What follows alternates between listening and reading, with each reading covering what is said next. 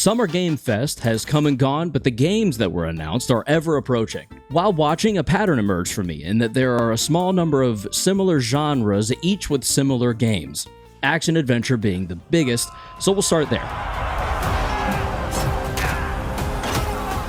We've got tons of great stuff on its way to our PCs and consoles, whether it be the Kings and Kingsmen of Chronicles Medieval, narrated by Tom Hardy, the literal named sequel that is Atomic Heart 2, despite being announced as a spiritual successor by Jeff. A spiritual successor to the first game. Doesn't that make it literally just a sequel? Games like Felt That Boxing is a game unlike anything. It fits in the adventure genre, but I'm still not really sure what to expect exactly. But I'm still deeply curious as to what more the game holds. I mean, how could you not? Look at this thing. Toa and the Guardians of the Sacred Tree has a long-ass name, but is a roguelite with an incredible art direction.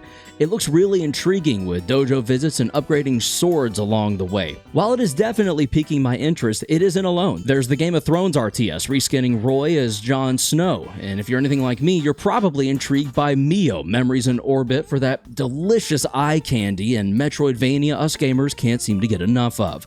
But of the action-adventure games shown, there is one that stood out amongst the rest. And that was Onimusha Way of the Sword. After playing hours of Ghost of Tsushima and waiting patiently for Ghosts of Yotei, Onimusha looks to be more of just that, a trip through Japan with nothing more than a sword and the blood of your enemies to keep you company. While Onimusha is more Monster Hunter Souls-like than anything, I'm no less excited to see what Capcom has in store for us when Onimusha Way of the Sword slashes its way onto consoles and Steam next year. Gather up your friends, or in most gamers' cases, some internet randos, because up next we've got to talk multiplayer.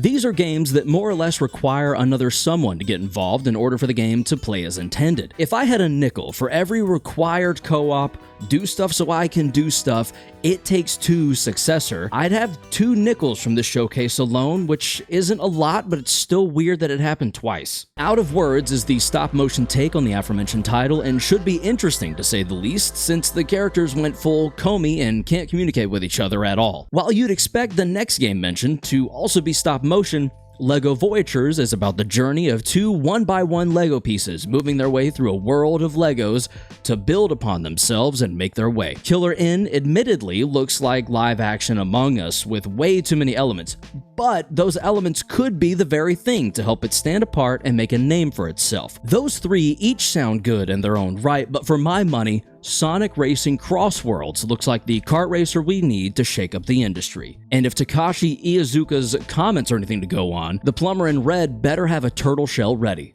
Also, unlike another kart racing game, this game will have online cross-platform matchmaking. Horror games are tried and true as great YouTube playthrough content and as a nice jolt to the nervous system without the inherent risk of being chased down by a bloodlusted creature of the night, like an ill.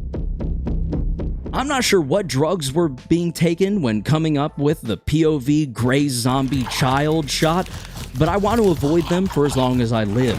The character design in Ill is truly something to behold. Similarly, the world building and atmosphere of Section 9 Interactive's End of Abyss is just incredible, frankly speaking. It comes off like a Little Nightmares clone, and for that reason, I can't wait to play it. The cream of the crop, though, the pinnacle of announcements, not just for horror, but for video games releasing in general, Resident Evil Requiem. The 9th game in the franchise, and after absolutely adoring Resident Evil Biohazard and starting Village, I may just have to finish Village sooner than I planned. Stated release date is February 27th, 2026, so it might also just be the last game I buy before GTA 6. What are you looking forward to from Summer Game Fest? Let me know below, be sure to enjoy yourselves, and as always, stay frosty and stay humble.